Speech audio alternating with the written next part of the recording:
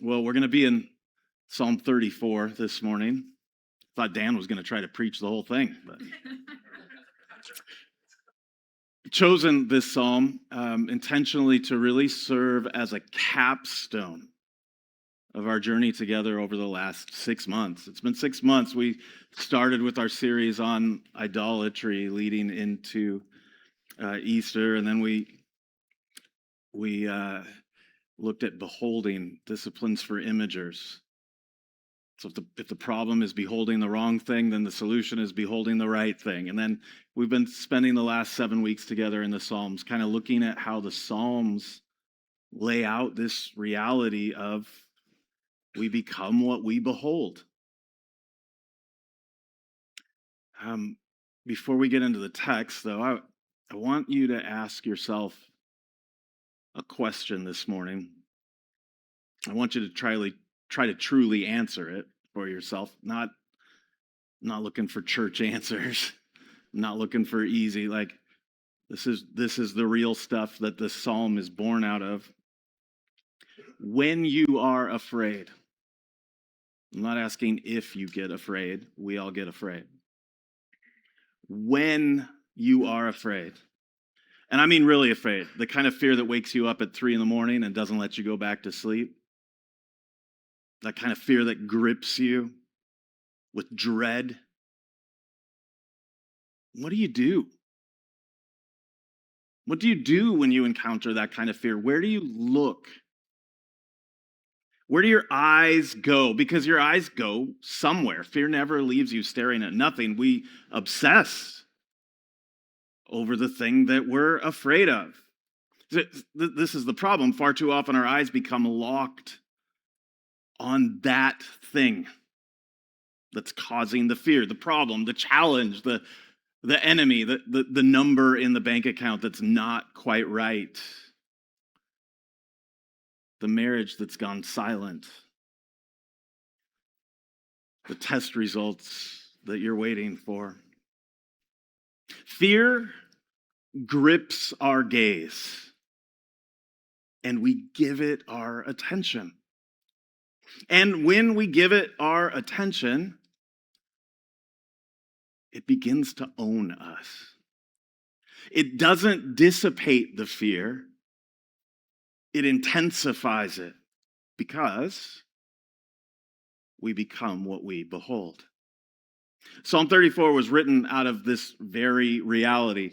This is another one of the Psalms where the superscription, the little description before the Psalm, actually really, really matters. It says this, of David, when he changed his behavior before Abimelech so that he drove him out and he went away. So David wrote this psalm and he's giving us the context, the life lived context that this psalm was born out of. We actually looked at this text in 1 Samuel 21 back in October. David, the giant slayer.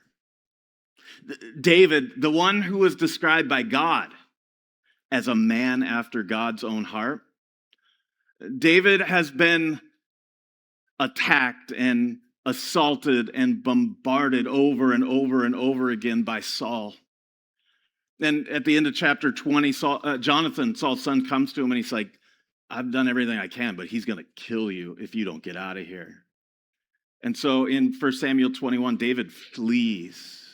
If you remember this, he goes to a priest and he lies to the priest. It's interesting, I think we'll think about this throughout the text, how often fear is connected to deception. He lies to the priest. Oh, I'm on a mission for the king, and I'm in such a hurry. My guys are waiting for me. Do you have some supplies I can take? David had to leave in such a hurry. He had no food. He had no water. He had no weapons. And so the priest gives him some food after a little bit of a conversation, and then he's like, do you have any weapons? And he goes, well, I've only got one weapon here. This is interesting. I've got Goliath's sword. The sword that you took from Goliath after you did your little sling magic and you lopped off his head. I've got that sword. And David's like, all right, I'll take it. And so David takes Goliath's sword and then does the strangest thing in the story. He goes to the city of Gath. So he's trying to get away from Saul. So he goes to the Philistine territory, to one of their 5 capital cities, but he chooses to go to Gath. That's crazy because Gath is the home city of Goliath. And he's still got some pretty big brothers there. Talk about going from the frying pan into the fire. So like now you show up in this enemy territory, and David's got this reputation of being a mighty warrior. He's slain thousands upon thousands of Philistines. And he shows up by himself with Goliath's sword. It's troubling. It's a difficult situation. What he does in 1 Samuel 21 says this. It says, David took these words to heart and was much afraid of Achish, the king of Gath. So fear gripped him. The Hebrew word there, yare, it's deep, intense fear, frozen in its grip. It makes me think of the deer in the headlight, right? It's like a deer stumbles onto the highway, sees the headlight coming. All it has to do is take a couple of steps away, but it freezes, right? That gripping terror, that fear that paralyzes. David, the great and valiant and mighty warrior, freezes. He's gripped by this fear. And so he changed his behavior before them. He changed his behavior before them and pretended to be insane in their hands and made marks on the door of the gate and let his spittle run down his beard. What a tragic moment in the life of David. It's interesting. I was reading several commentaries. Some people like David so much that they got to try to make this good, try to clean it up. Like, David's being shrewd, right? Look at David's shrewdness that gets him out of this situation. I think we should just call it what it is. Deception born out of fear. David acted like an animal. The king of Israel, the hero, the warrior, changed his behavior. And so we get this subscription or superscription of David when he changed his behavior. This is the moment in David's life where he wrote this psalm. Some of you pay attention. And so you're like, in 1 Samuel 21, it says, Achish is the king. And in the superscription, it says, Abimelech is the king. And if you notice that, good on you, right? Abimelech is a title. Compare it to Pharaoh in Egypt, right? The Pharaoh or king or something like that. So Abimelech is the title. So he changed his behavior when he was before the king, who happened to be named Achish. So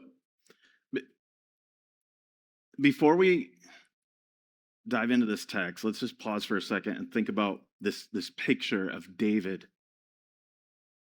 changing his behavior.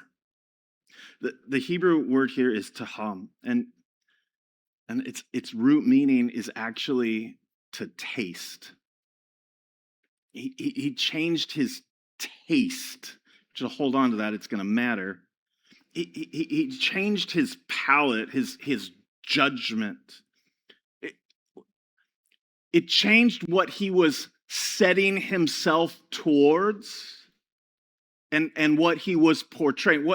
It changed his direction. Fear rewired his taste. That's a reflection of his faith. Fear took his eyes off of the God that had called him, that had covenant with him, that had established him, that had rescued him time after time after time, again, but in this moment, fear became bigger than the image he had of God. He takes his eyes off of God and locks his eyes onto his fears, onto his enemies, and he began to unravel. It's a perfect picture of idolatry, that we become what we behold. See, we do this too. When we give in to fear, our taste, our direction, our desires, our behavior changes. When we're afraid, we develop appetites for things that we would never entertain when we're doing well. We find ourselves longing for things and doing things that in our right mind, in our right taste, we would find abhorrent. We think it will help, but it only hurts. We think we're in control, but when we give ourselves to fear, we're actually abandoning control. This is important. David's not a coward. I don't want you to look at this psalm. I don't want you to think of 1 Samuel 21 and go, man, David, what a coward. I mean, he's carrying Goliath's sword into Goliath's hometown. Strange behavior, but not cowardice. David was human. Sometimes we idolize these biblical figures. He was human. And when he took his eyes off the faithfulness of God, that which we were made to behold, and put his eyes on his fears, I think we can call that idolatry. When we do that as well, we're reduced, we're fractured, we're diminished. I know this feeling well.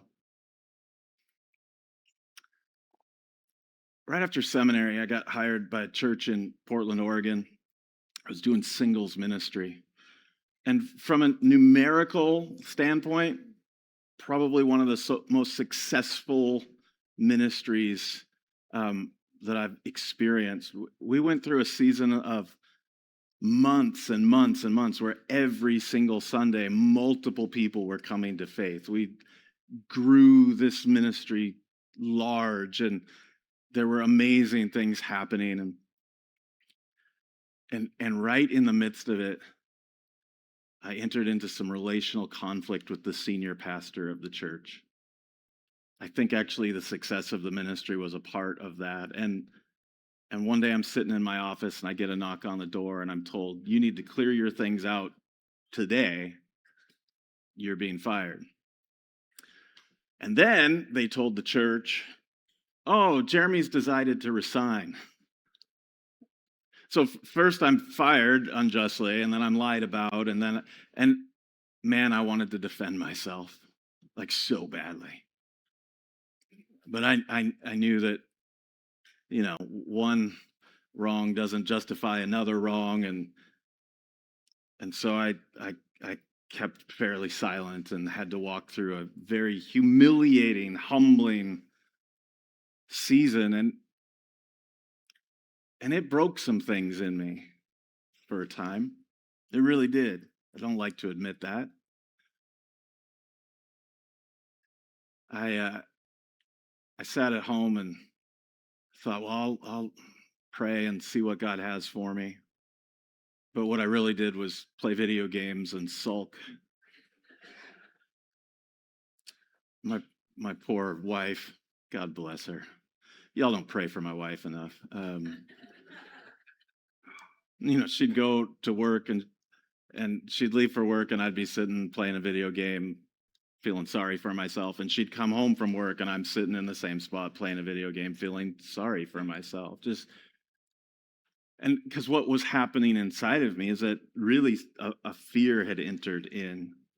Like, is this what's going to happen over and over again? Am I not good enough? Like, what's that? Like, and I didn't turn to God. I took my eyes off that.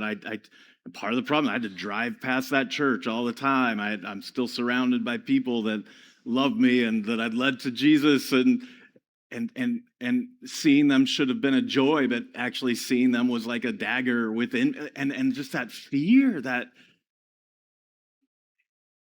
I got stuck. I think it happens to us all. I'm so grateful that David wrote Psalm 34 out of that experience, because David didn't stay there by the grace of God. In fact, we get right into verse 1 and you can see something has happened to him. I will bless the Lord at all times. His praise shall continually be in my mouth. So the guy that's been at the gates pretending madness, babbling and drooling and scratching things, acting like an animal, something's happened that now he stands in the congregation of God's people and says, I'm going to bless the Lord at all times. His praise shall continually be in my mouth. The madman babbling becomes the worship leader, praising. So something transformative has happened. He continues, my soul makes its boast in the Lord. So let the humble hear and be glad.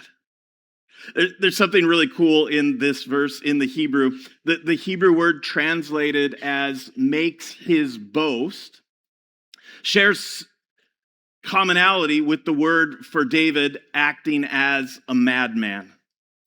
They actually share the exact same consonants.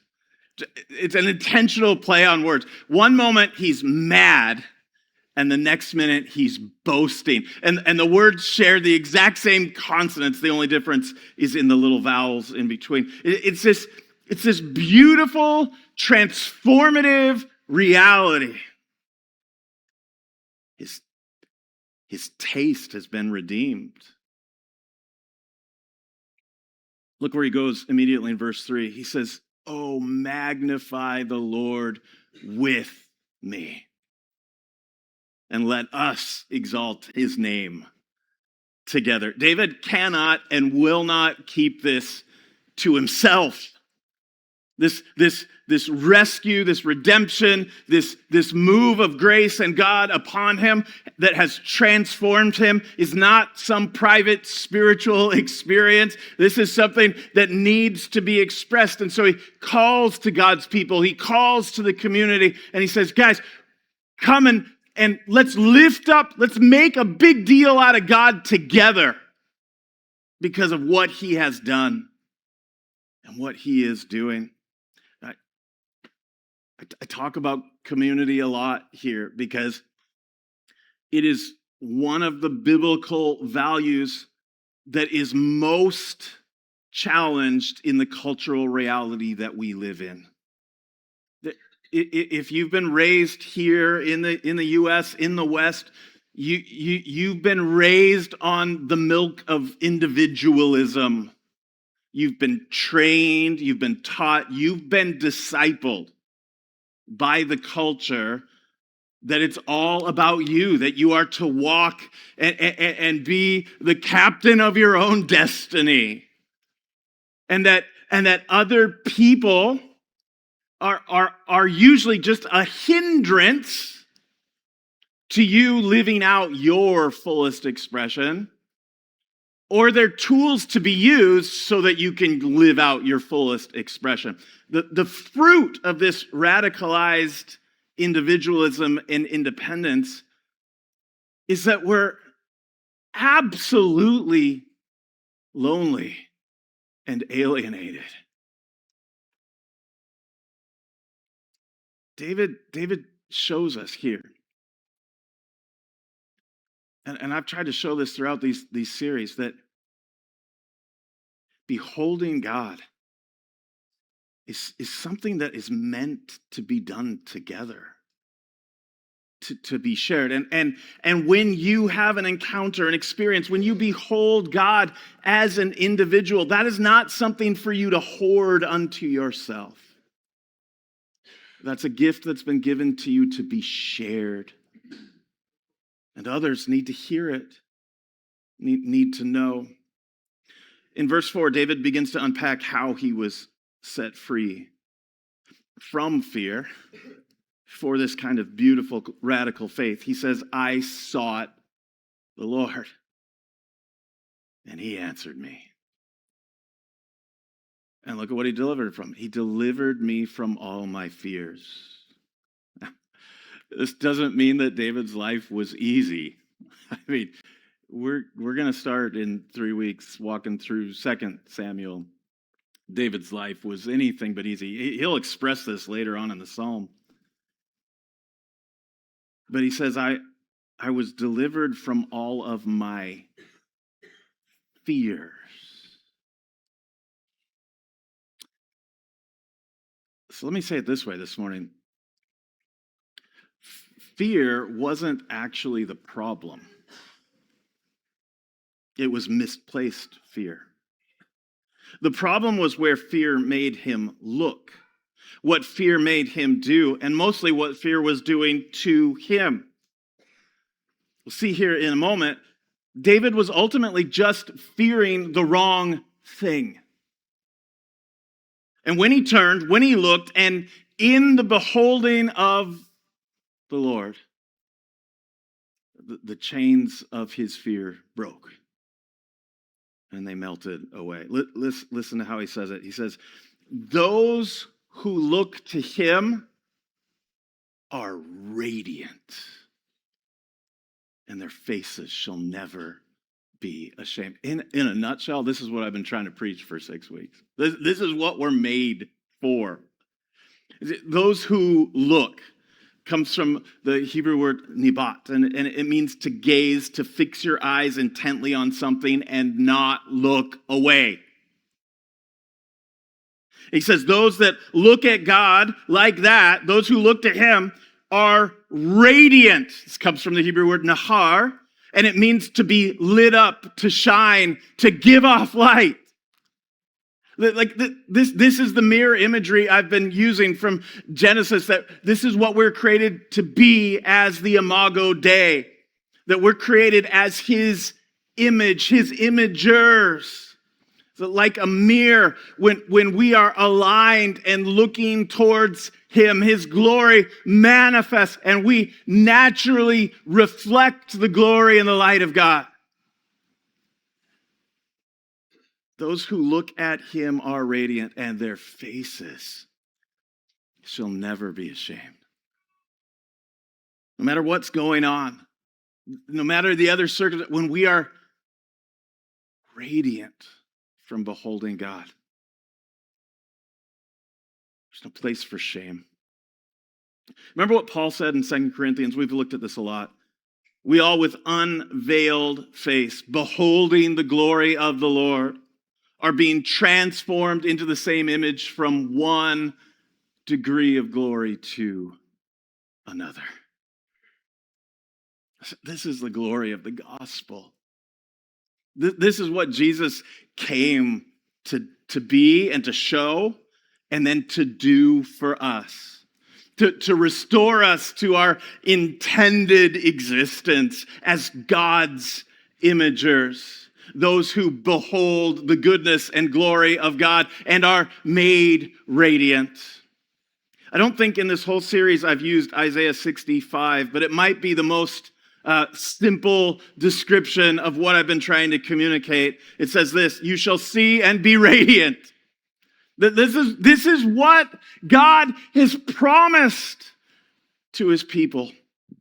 That when we see him, when we look at him, when we look for him, when we look to him, we're transformed. We're not just set free from something, fear. We're set free for something. The transforming glory of God. Church, we are made to shine like stars in the universe. Let's continue. Back to Psalm 34. He says, those who look to him are radiant, and their faces shall never be ashamed. This poor man cried, and the Lord heard him and saved him out of all his troubles. The angel of the Lord encamps around those who fear him and delivers them. David acting like a madman is not what saved him. David coming out of his madness and turning to the Lord is what rescued and redeemed him. And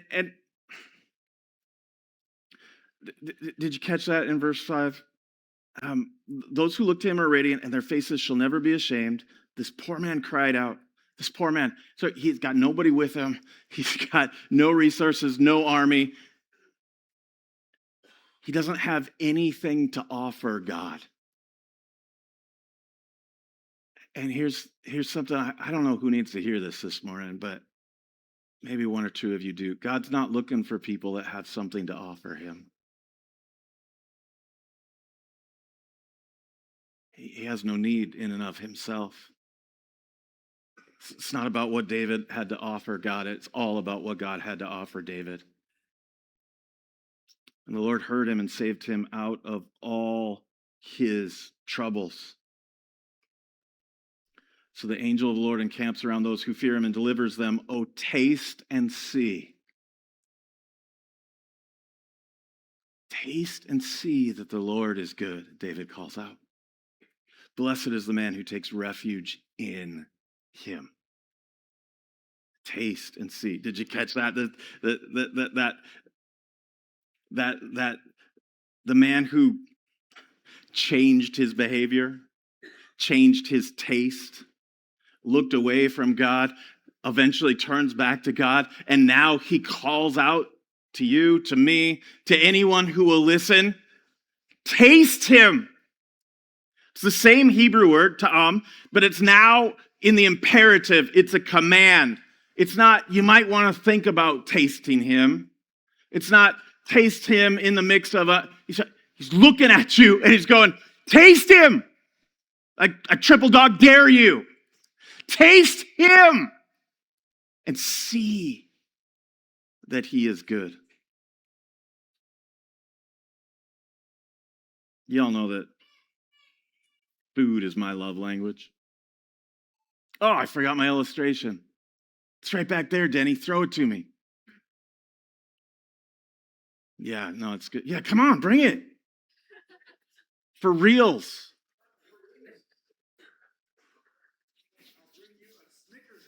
Thank you. Thanks, Denny. All right, y'all know what this is, right? What does a Snickers bar do? It satisfies. That's why I had to have a Snickers. Wanda's like, I've got a Reese's peanut butter cup. I'm like, that's not going to do it. Snickers satisfies. But now here's the thing. You can hold the Snickers bar. You can read the ingredients if you're brave. You can memorize the ingredients. I can describe to you what it's made of. I can describe to you the taste of it. We could spend a couple hours talking about this Snickers bar. We could dissect it. We could put it under a microscope. We could analyze the chemical composition. We could do all sorts of stuff. We could know all about the Snickers bar. And I ask you this, will it satisfy you? No. No. You got to eat it. You got to taste it. You got to, come on, you're asking. There you go.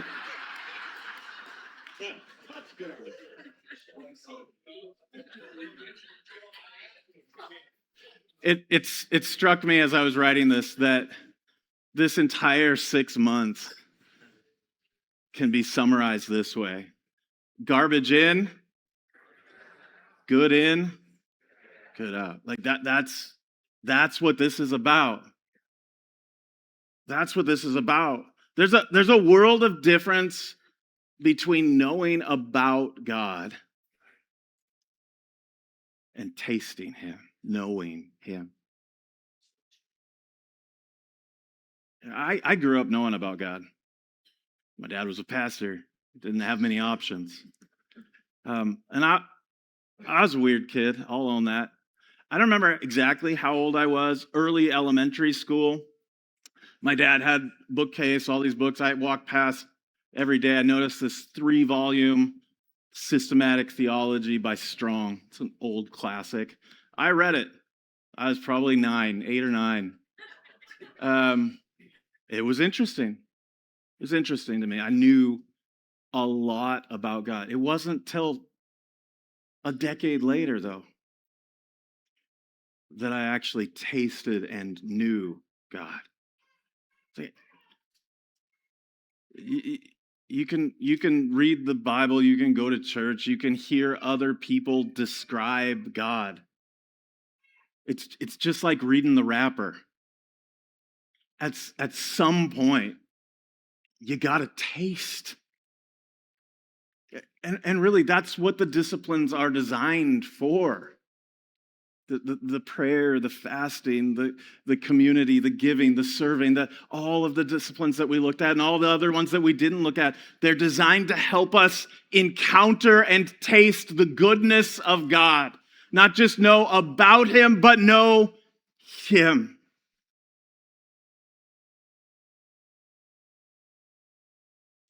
David calls, he commands, taste and see the goodness of God. Verse 9 continues. He says, "Fear the Lord, you saints, for those who fear him have no lack." Do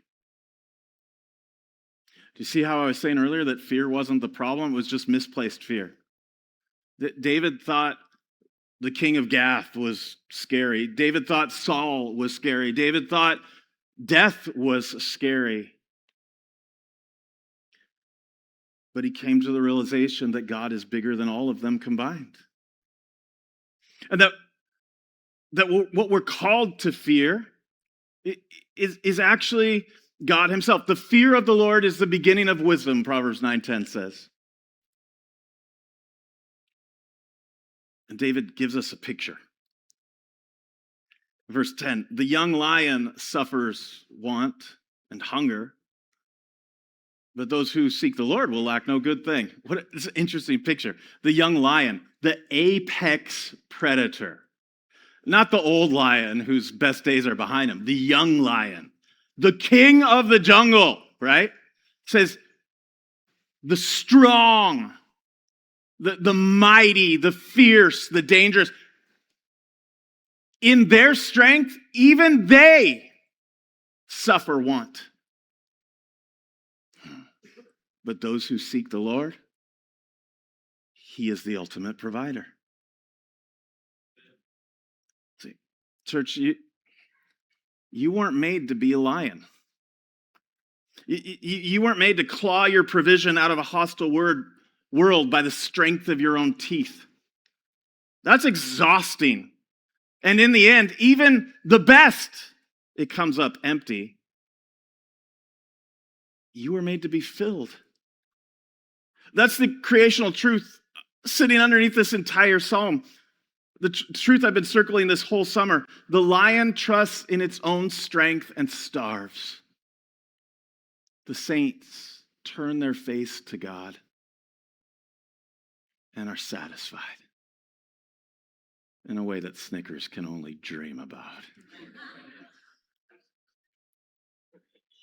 So then he turns in verse 11. He says, "Come, O children, listen to me. I'll teach you the fear of the Lord."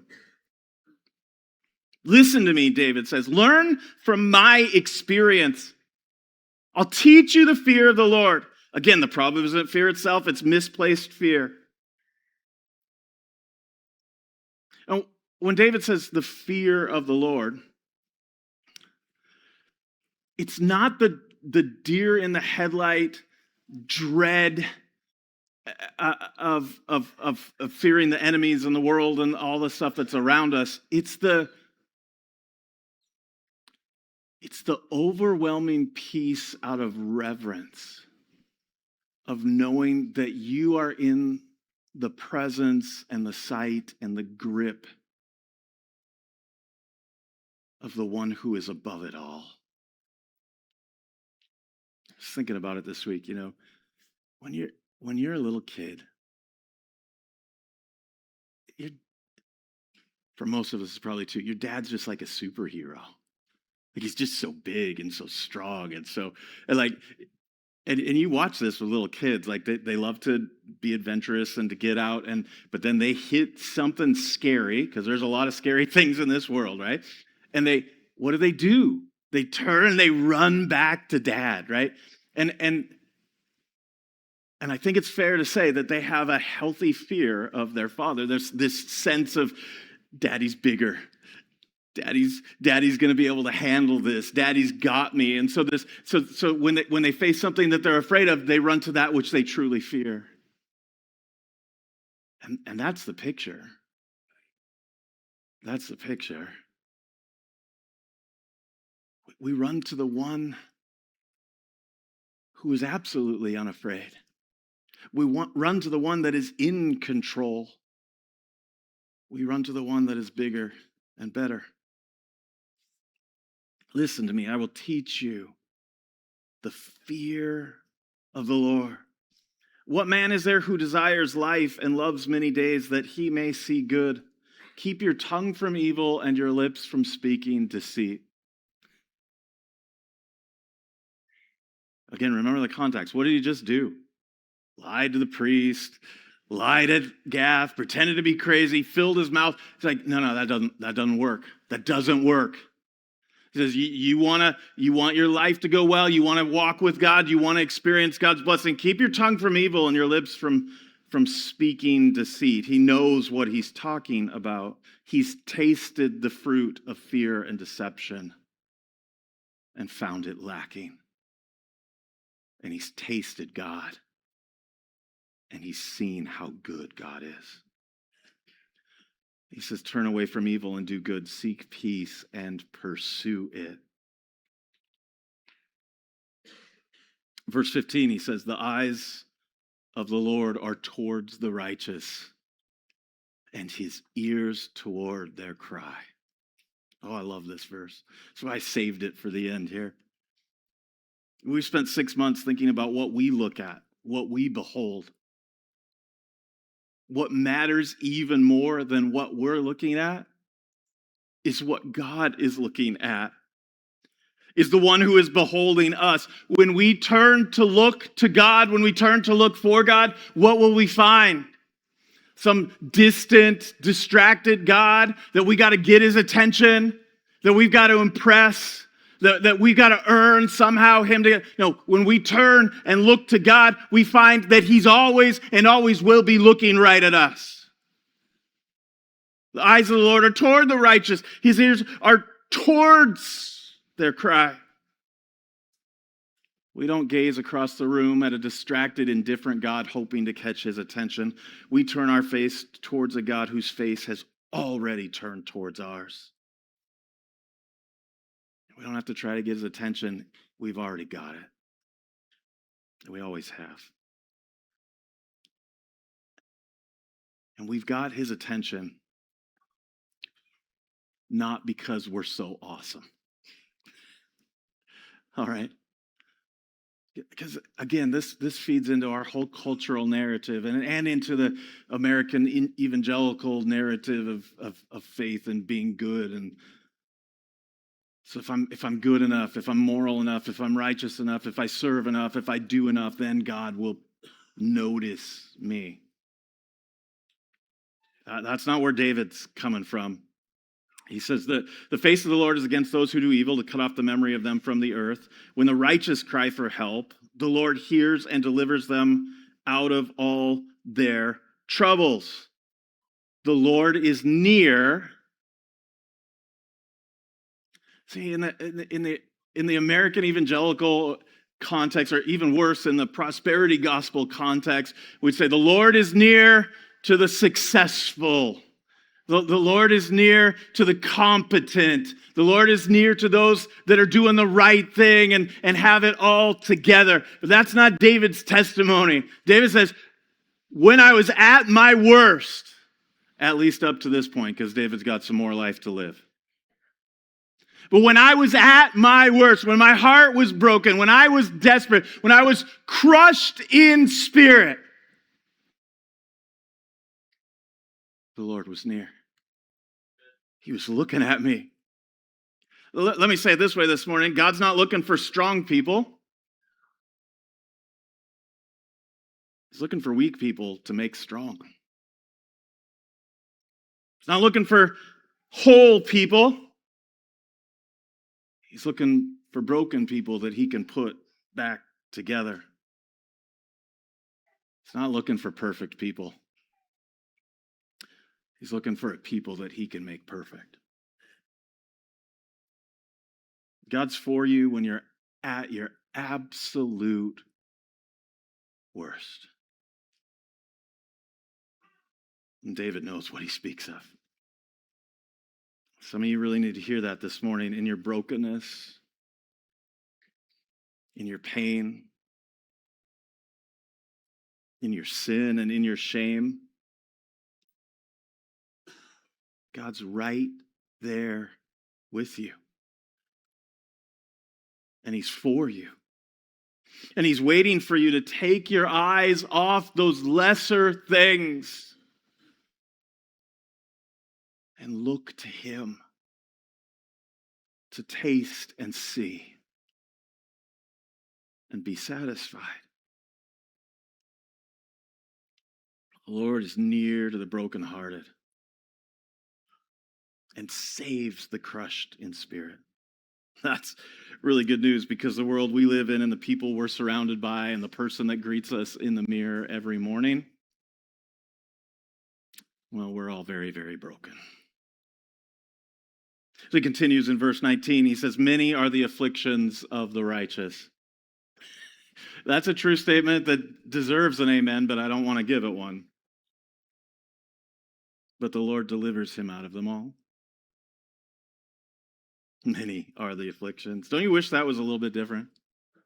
It's like, if once I look to God, it's easy street. But that's not the way of it. Jesus said it this way, in this world you will have trouble. Thanks. But take heart, for I have overcome the world. Right? This truth. Many are the afflictions of the righteous, but the Lord is there. There's no affliction you're going to encounter. There's no suffering. There's no shame. There's no pain. There's no brokenness. That God can't meet you in it, and that God's not sufficient enough to satisfy you in it.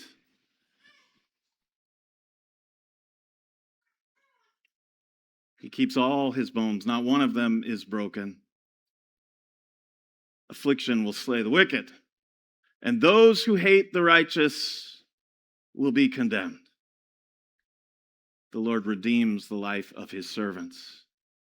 None of those who take refuge in him will be condemned. The Lord redeems the life of his servants. That word there for redeem, from the Hebrew pada, it means to ransom. It means to pay the price. It literally means to bring the captive home.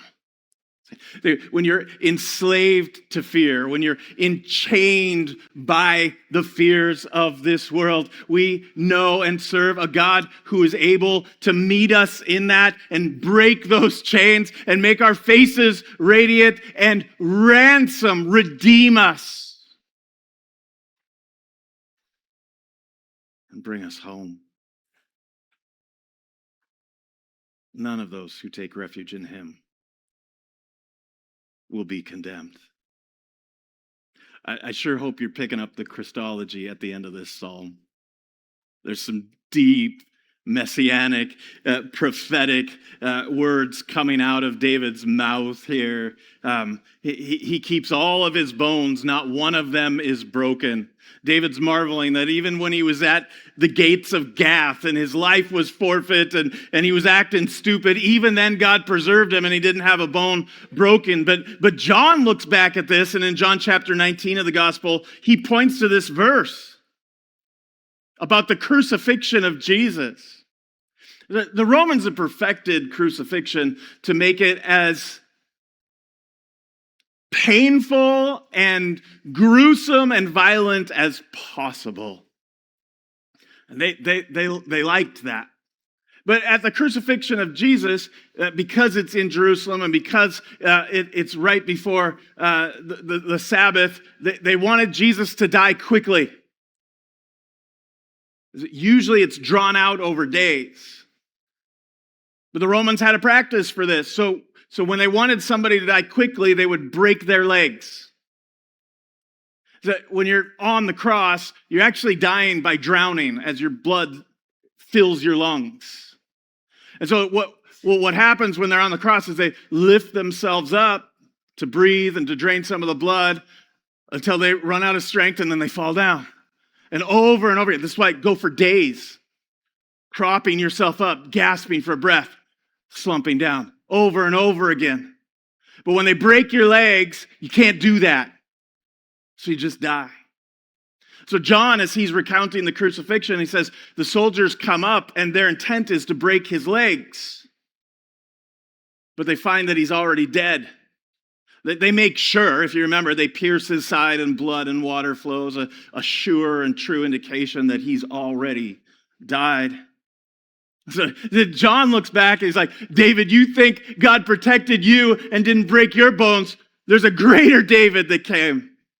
And God lived that out, right? Now, the true Lamb of God, like all the sacrificial lambs before him, was offered unbroken to God.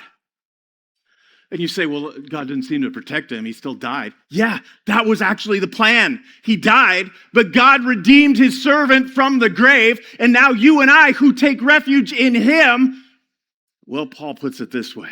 There's therefore now no condemnation for those who are in Christ Jesus.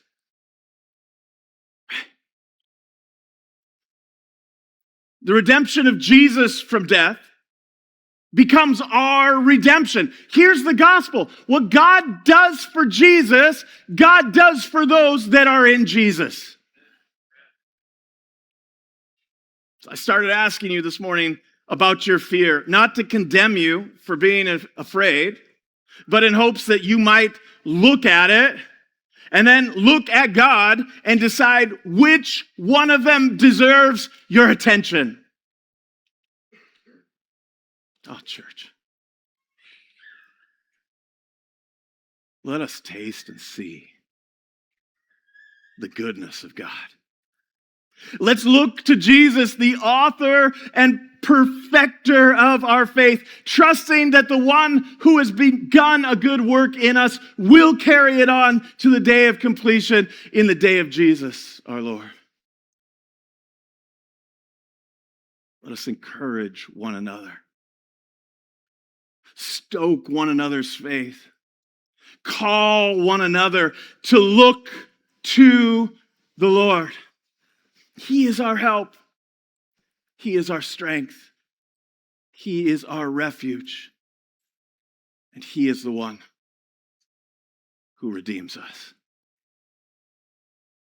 Let's keep our faith centered on Jesus. Amen.